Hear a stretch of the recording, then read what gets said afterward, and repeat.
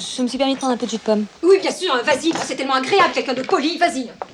Non, mais j'ai déjà pris du jus de pomme. Ah, tu as bien fait. Excuse-moi, je suis excédée. Bah, oui, tu as l'air. C'est à cause de la petite amie de mon frère, je suis estomaquée par le sans-gêne de cette fille. Ça va me passer, hein, excuse-moi. Vous allez jouer au poker, c'est ça? Ils vont jouer au poker, moi ça ne m'intéresse pas. Ils m'ont pas demandé mon avis, mais en l'occurrence, je déteste le poker. D'ailleurs, je ne supporte pas le mensonge d'une manière générale. Bon, je vais t'aider à ranger. Non, non, non, laisse, la femme de ménage vient demain, ça lui fera une occasion de travailler.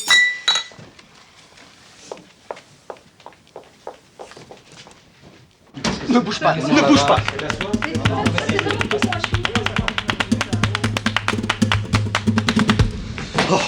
Oh la petite s'est tachée, faudrait un torchon avec de l'eau chaude. Non, y a pas un torchon propre dans cette maison là? Où là? Là-bas. Charlotte.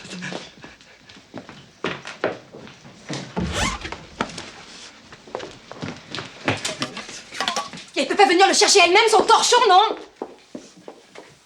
Et voilà, et voilà. Non mais, est-ce que tu as observé le numéro permanent de cette fille? Non, bah ça... Elle hésite pas une seconde, hein. Une travailleuse acharnée. Une vraie poufiasse, oui, mais écoute, Charlotte, on n'a pas idée de s'habiller comme ça. Même toi, à l'époque, elle est quand même plutôt affranchie, tu n'as... Attends, j'étais affranchie, moi? Mais comment affranchie? Non, enfin, tu n'avais pas froid aux yeux, enfin, il fallait pas t'en promettre, quoi. Non, mais tu faisais comme toutes les filles de 18 ans, mais jamais à ce point, hein. Ah, cette jupe à ras le bonbon, là, mais c'est bien simple, à chaque fois qu'elle se baisse, il y a un blanc dans la conversation, c'est pas normal. Elle se coiffe, elle se décoiffe astucieusement, là, toutes les 5 secondes, elle parle avec une voix d'enfant, elle rit comme une hystérique à chaque fois qu'elle comprend quelque chose. C'est écœurant, ce cinéma. En plus, je me fiche éperdument de ces simagrées ou de la façon dont elle s'habille, mais si c'était pas tout cela, hypnotisé, fasciné. On dirait des lapins dans les phares d'une voiture. Franchement, avec ton mari, elle est quasiment obscène. Je l'aurais giflé, moi, à ta place, hein. Mais si tu savais ce que je peux en voir, des Marilyn. Mais j'en vois entre 3 et 15 par soirée. C'est une vraie routine. Il avait fallu que je les gifle toutes.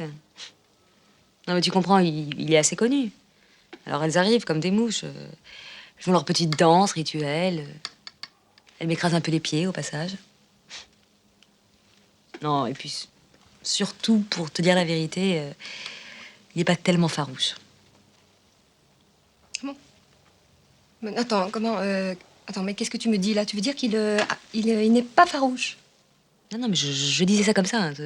Ça n'a aucune importance. Ah bon? Tu m'as fait peur. Non, non, non.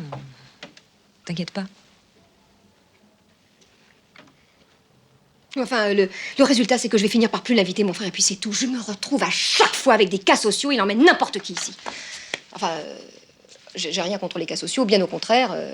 Enfin, la question n'est pas là, mais tu sais, il se lie très vite avec les gens, il se passionne. Ça, c'est typiquement poisson, hein. Ah, ils aiment tout le monde, les poissons. Vous ressemblez pas du tout, je trouve, Fred et toi. Oh non, non, pas du tout alors, non. Je l'aime beaucoup, hein, je l'aime énormément, c'est mon frère, mais on est diamétralement opposés. Moi, je le connais pas, bien sûr, mais je le trouve attachant.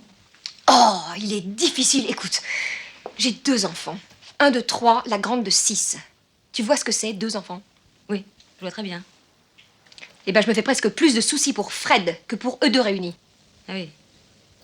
Ça doit être difficile. Il faut le surveiller comme du lait sur le feu. Et je te dis pas tout, hein. Tu veux un verre d'eau? Tu veux un peu de bûche? Ah oui, tiens. Je veux bien un verre d'eau, s'il te plaît. Pas de bûche? Non, merci.